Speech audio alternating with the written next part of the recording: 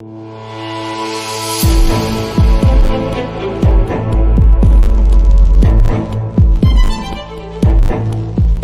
गारिजों लोगोसे गोबां बिबांनि गय हमदों श्रीरामपुर पुलिसा।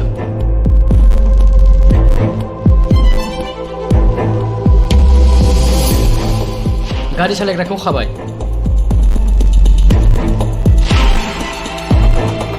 गसाइगाव महकुमानि सिङाव थानाय आसाम सोनाब बेंगल सीमानि सिमलतापुर पुलिसनि सिग्रोमनायाव गोबां बिबांनि आयेन बेरेखा गय गोरान हमदों।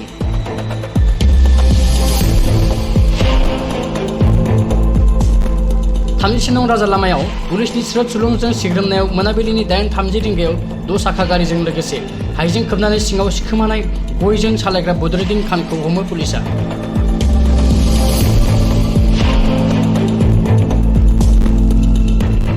गारिनि नं UP 44AT9048 आइसार गारियाव लाबोदोंमोन गयखौ।